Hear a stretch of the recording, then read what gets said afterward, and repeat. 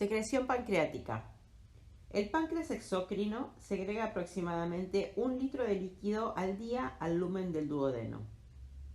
La secreción consta de un componente acuoso, con una concentración elevada de bicarbonato y un componente enzimático. La porción acuosa, que contiene bicarbonato, tiene como finalidad neutralizar los protones que llegan al duodeno desde el estómago. La porción enzimática digiere los hidratos de carbono, las proteínas y los lípidos en moléculas absorbibles. Estructura de las glándulas exocrinas pancreáticas. El páncreas exócrino constituye aproximadamente el 90% del páncreas. El resto del tejido pancreático es páncreas endocrino, un 2%, vasos sanguíneos y líquido intersticial. El páncreas endocrino se trata en el capítulo 9. El páncreas exócrino está organizado como las glándulas salivales. Parece un racimo de uvas donde cada una representa un único acino.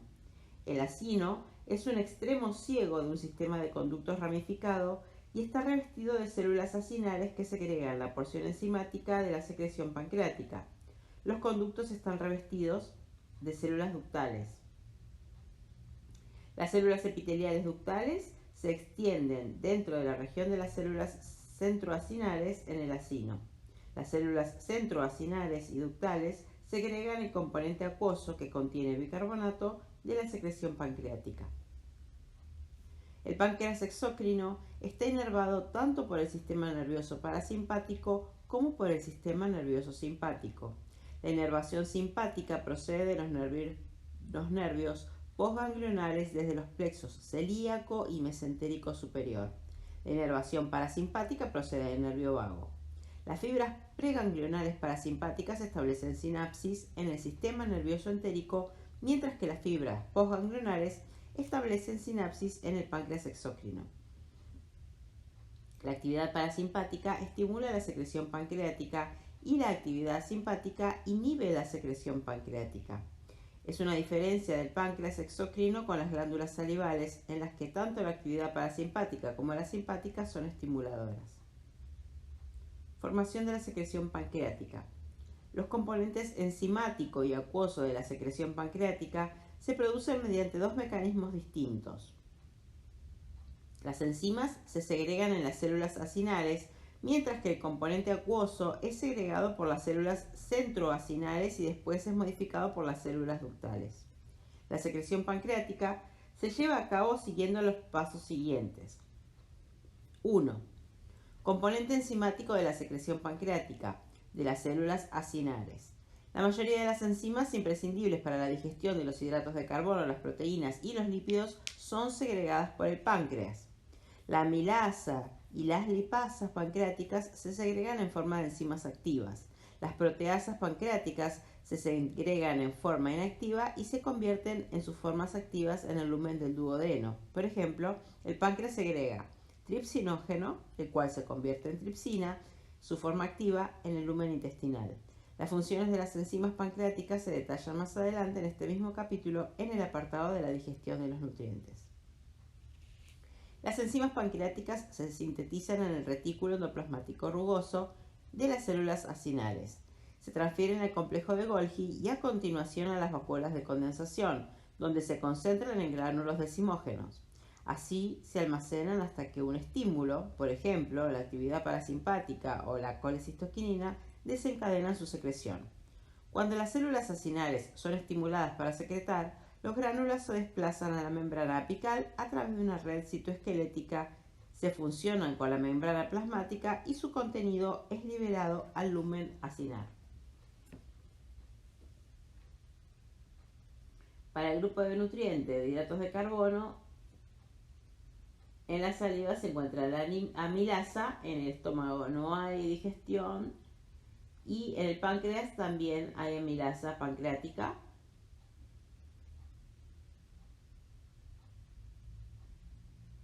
Que digieren en la mucosa intestinal sacarosa, maltasa, lactasa, trehalasa y alfa-destrinasas.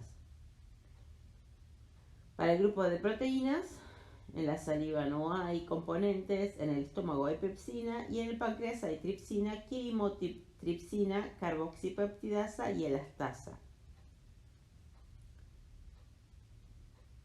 Y en la mucosa intestinal hay sacarasa, no sacaltasa, sacarasa. Claro, hay amino-oligopeptidasa, dipeptidasas y enterosinasas. Y para los lípidos, en la saliva existe la lipasa lingual, en el estómago no hay. Y en el páncreas excreta lipasa, colipasa, fosfolipasa 2 y colesterol esterasa, que acá dice colesterol ester-hidrolasa. 2. Componente acuoso de la secreción pancreática, las células centroacinales y ductales. El jugo pancreático es una solución isotónica que contiene sodio, cloruro, potasio y bicarbonato, además de las enzimas. Las concentraciones de sodio y potasio son las mismas que sus concentraciones plasmáticas, pero las concentraciones de cloruro y bicarbonato varían en función del ritmo del flujo pancreático. Las células centroacinales y ductales producen la secreción acuosa inicial, que es isotónica y contiene sodio, potasio, cloruro y bicarbonato.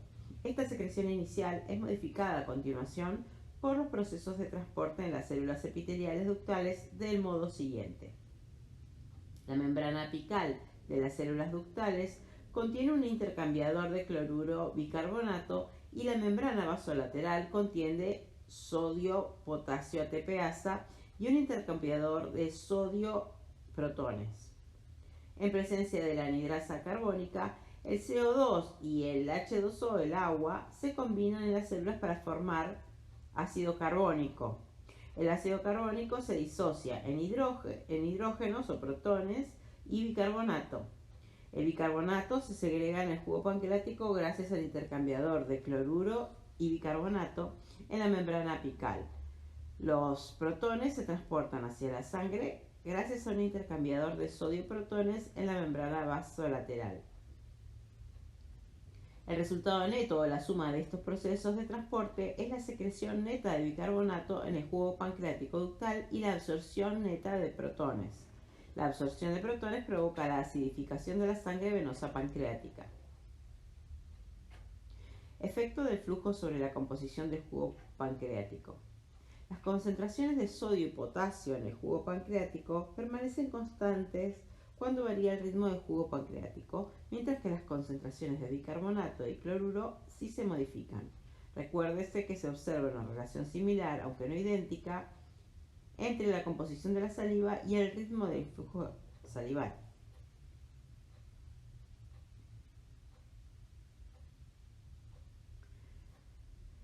Hay una relación recíproca entre las concentraciones de cloruro y bicarbonato en el jugo pancreático, que se mantiene gracias al intercambiador de cloruro-bicarbonato en la membrana apical de las células ductales. La concentración de bicarbonato del jugo pancreático es máxima y mucho mayor que la concentración plasmática de bicarbonato, con los mayores ritmos de flujo pancreático de más de 30 microlitros por minuto por gramo, mientras que las concentraciones de cloruro es menor. Con los ritmos de flujo más bajos, las concentraciones de bicarbonato es mínima y la de cloruro máxima. En relación entre el flujo y las concentraciones relativas de cloruro y bicarbonato se explica del modo siguiente. A ritmos bajos, basales, de secreción pancreática, las células del páncreas segregan una solución isotónica compuesta principalmente de sodio, cloruro y agua. Sin embargo, cuando se estimulan, por ejemplo, por secretina, las células centroacinales y ductales segregan cantidades incluso mayores de una solución isotónica con una composición diferente, principalmente de sodio, bicarbonato y agua.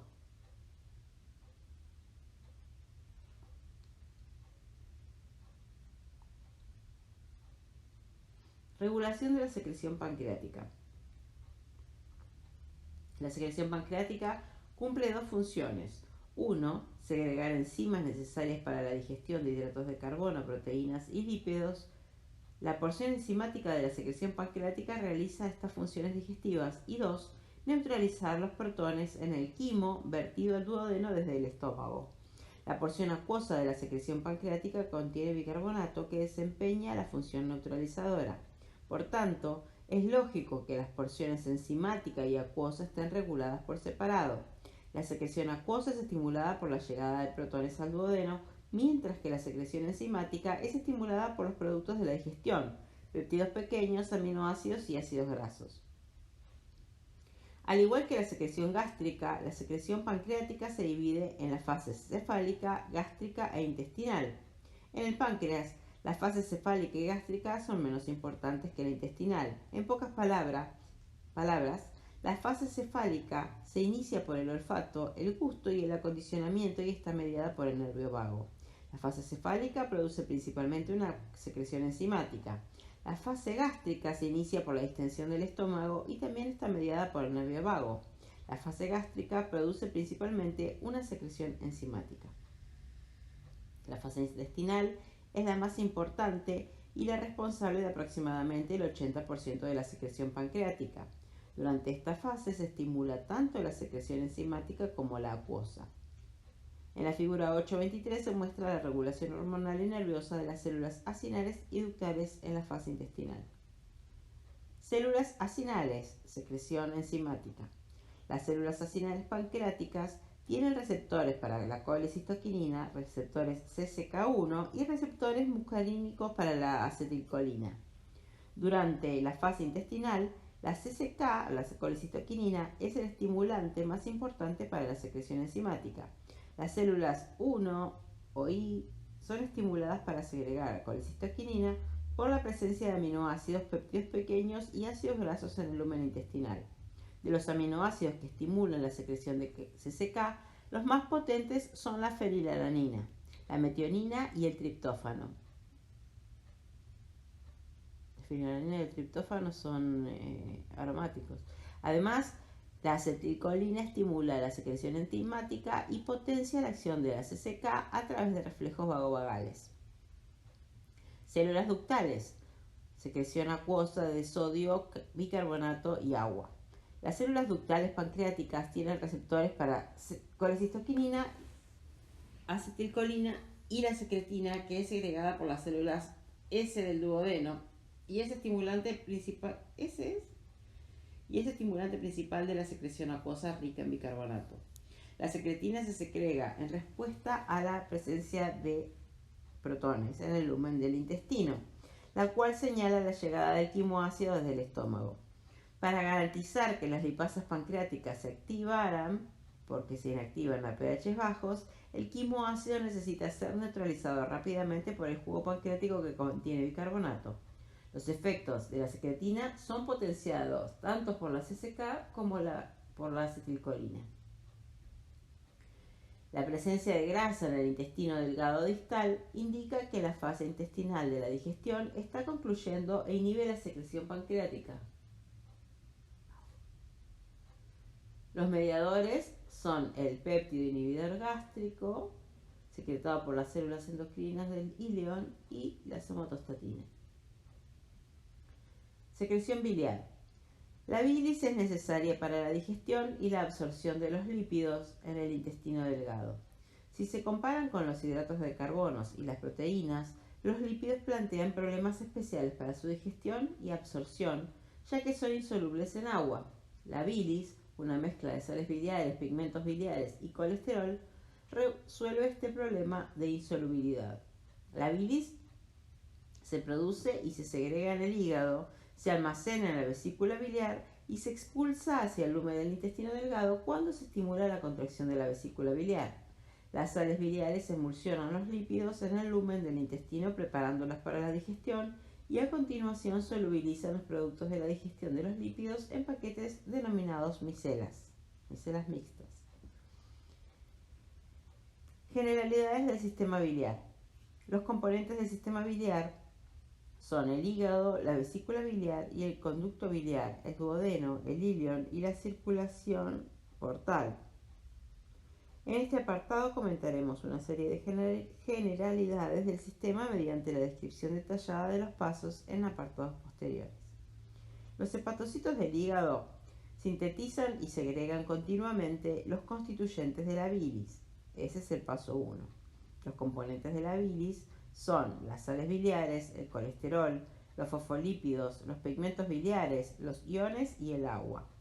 La bilis fluye desde el hígado a través de los conductos biliares y llena la vesícula biliar donde se almacena. Paso 2. Y concentra.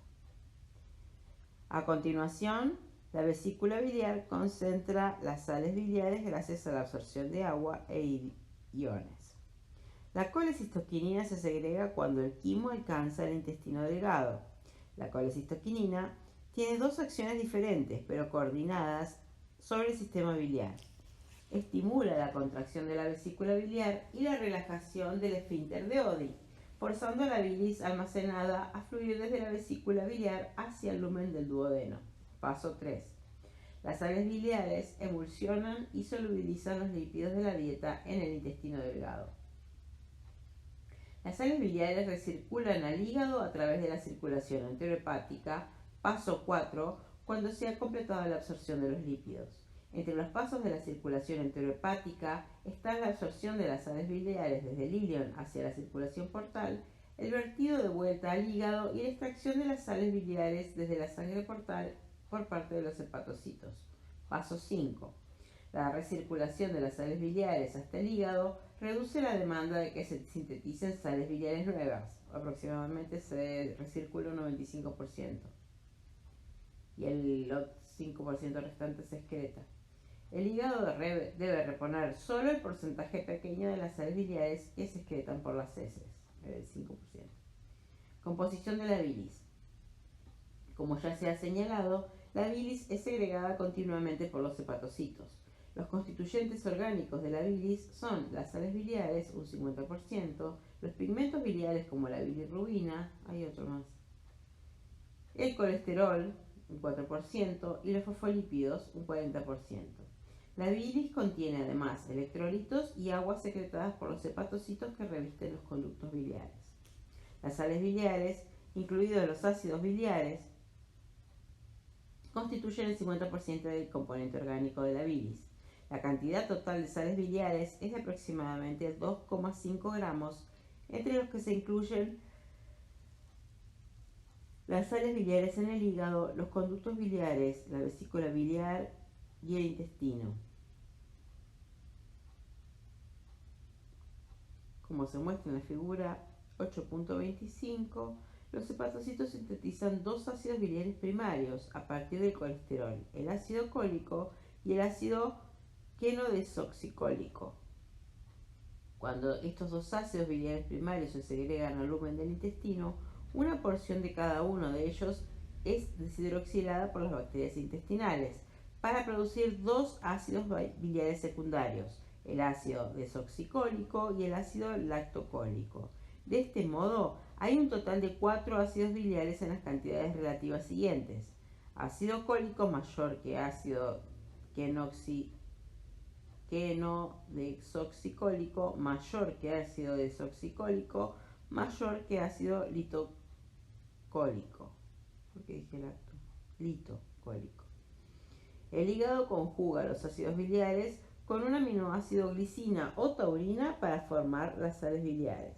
En consecuencia, hay un total de 8 sales biliares, cada una de las cuales se denomina según su ácido biliar progenitor y el aminoácido con el que se conjuga, por ejemplo, ácido glucocólico o ácido taurocólico. Esta conjugación modifica el pK de los ácidos biliares y hace que se vuelvan mucho más hidrosolubles, lo que explica del modo siguiente. El pH del contenido duodenal oscila entre 3 y 5. Los ácidos biliares contienen un pK aproximadamente de 7.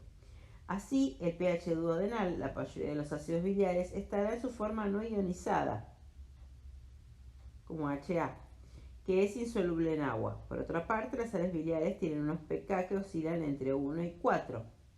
En el pH duodenal, la mayoría de las sales biliares estará en su forma ionizada, que es soluble en agua. Así, las sales biliares son más solubles que los ácidos biliares en el contenido duodenal acuoso. La descripción de pH y de pK puede consultarse en el capítulo 7. La propiedad fundamental de las sales biliares es que son anfipáticas, lo que significa que las moléculas tienen porciones hidrófilas, hidrosolubles e hidrófobas, liposolubles. Los grupos cargados negativamente, hidrofílicos, apuntan hacia el exterior desde un núcleo esteroideo hidrófobo, a modo que en una interfase aceite-agua, la porción hidrófila de una molécula de sal biliar se disuelve en la fase acuosa y la porción hidrófoba se disuelve en una fase oleosa. La función de las sales biliares, que depende de sus propiedades anfipáticas, es solubilizar los lípidos de la alimentación. Sin las sales biliares, los lípidos serían insolubles en una solución acuosa en el lumen intestinal y por lo tanto serían menos susceptibles para la digestión y la absorción. A este respecto, la función principal de las sales biliares es emulsionar los lípidos de la dieta. Las sales biliares cargadas negativamente rodean los lípidos creando gotículas lipídicas pequeñas en el lumen intestinal. Las cargas negativas de las sales biliares se repelen entre sí, de modo que las gotículas se dispersan en lugar de coalescer, incrementando de este modo el área de superficie para las enzimas digestivas. Sin la emulsificación, los lípidos de la dieta coalescerían en gotas grandes en un área de superficie relativamente pequeña para la digestión. El segundo papel de las sales biliares es formar micelas con los productos de la digestión de lípidos como monoglicéridos, lisolecitina y ácidos grasos. El núcleo de las micelas contienen estos productos lipídicos en la superficie de la micela y la superficie de la micela está revestida con sales biliares. Las porciones hidrófobas de las moléculas de las sales biliares se disuelven en el núcleo lipídico de la micela y las porciones hidrófilas se disuelven en la solución acuosa en el lumen intestinal. De este modo, los productos de la digestión lipídica hidrófobos se disuelven en el entorno acuoso en cierto modo hostil. Al tener más grupos hidroxilo que las secundarias, las sales biliares primarias son más eficaces a la hora de solubilizar los lípidos. Los fosfolípidos y el colesterol también son segregados a la bilis por los hepatocitos y se incluyen en las micelas de los productos de la digestión lipídica. Al igual que las sales biliares, los fosfolípidos son anfipáticos y ayudan a las sales biliares a formar las micelas. Las porciones hidrófobas de los fosfolípidos apuntan hacia el interior de la micela, mientras que las porciones hidrófilas se disuelven en la solución intestinal acuosa. La bilirrubina es un bioproducto del metabolismo de la hemoglobina de color amarillento y el principal pigmento biliar. Las células del sistema retículo endotelial SRE degradan la hemoglobina produciendo bilirrubina que se lleva hasta la sangre unida a la albúmina. El hígado extrae la bilirrubina de la sangre y la conjuga con ácido glucurónico para formar glucurónido de bilirrubina que se segrega a la bilis y que es el responsable de su color amarillento. El glucurónido de bilirrubina o bilirrubina conjugada se segrega al intestino como un componente de la bilis.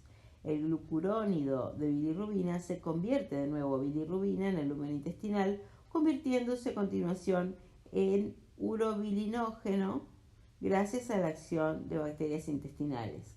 Una porción del urobilinógeno recircula hasta el hígado, una porción se segrega por la orina y la otra se oxida a urobilina y estercobilina, compuestos que dan a las heces su color oscuro.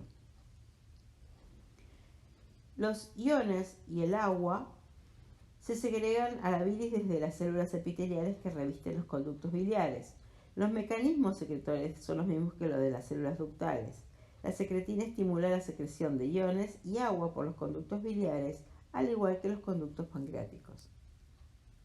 Función de la vesícula biliar.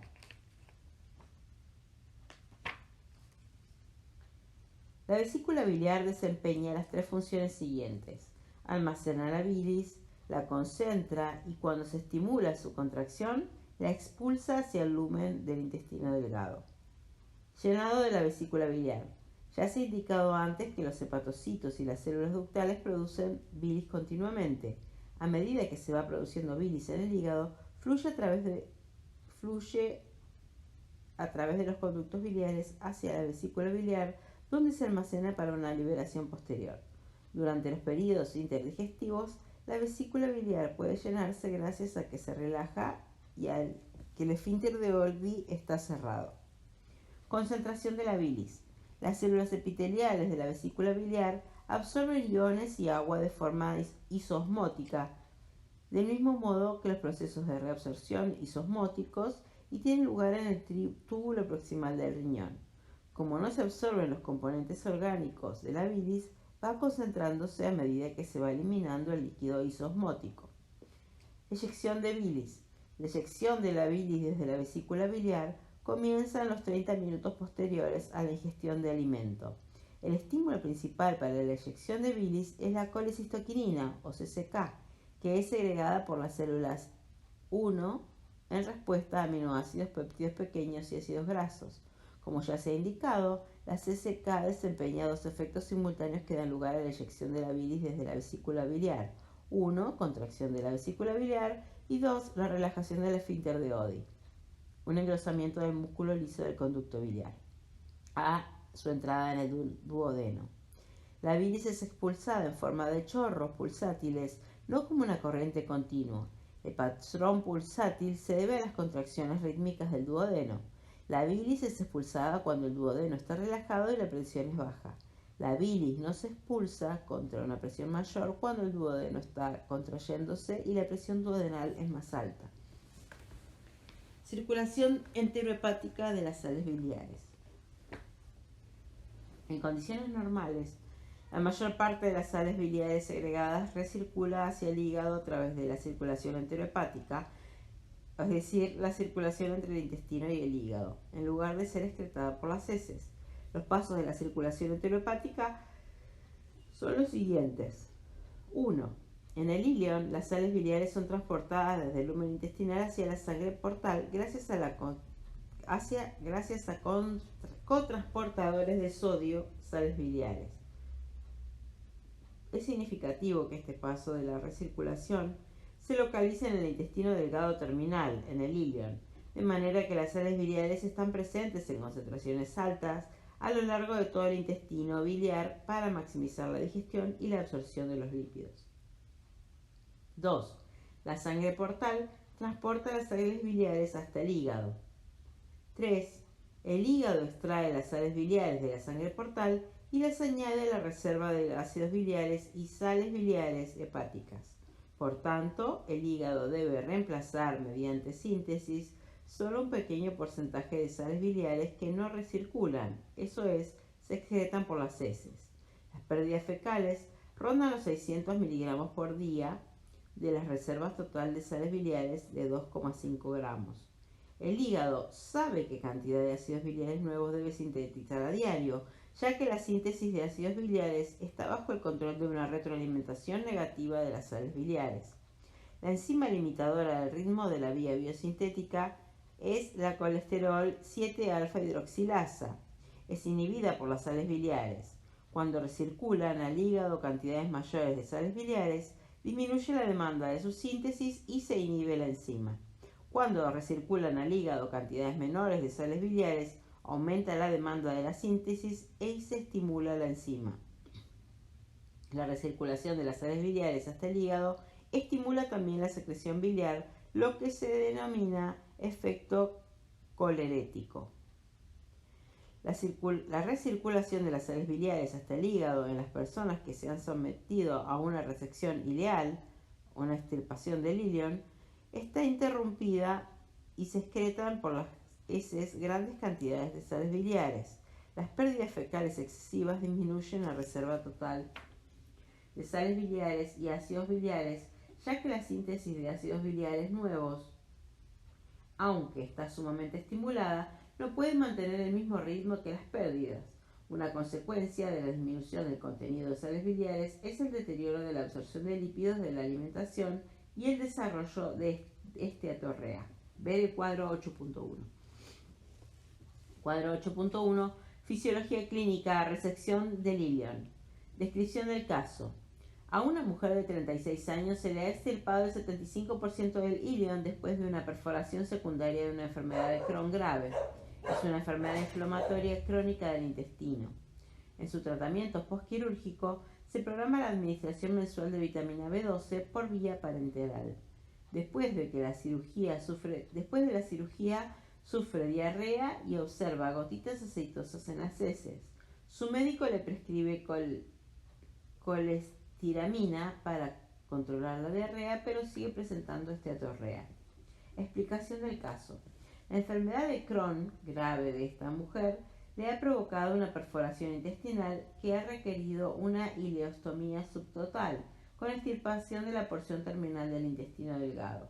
Entre las consecuencias de la resección del ilion está la disminución de la recirculación de los ácidos biliares al hígado y la absorción del complejo factor intrínseco vitamina B12. En las personas sanas con un ilion intacto, el 95% de los ácidos biliares segregados en la bilis regresa al hígado a través de la circulación enterohepática en lugar de ser excretadas en las heces. Esta recirculación reduce la demanda sobre el hígado para la síntesis de ácidos biliares nuevos. En un paciente que se ha sometido a resección del ilion, la mayoría de los ácidos biliares segregados se pierden en las heces, aumentando la demanda de la síntesis de ácidos biliares nuevos. El hígado es incapaz de seguir el ritmo de esa demanda, con lo que disminuyen las reservas de ácidos biliares totales.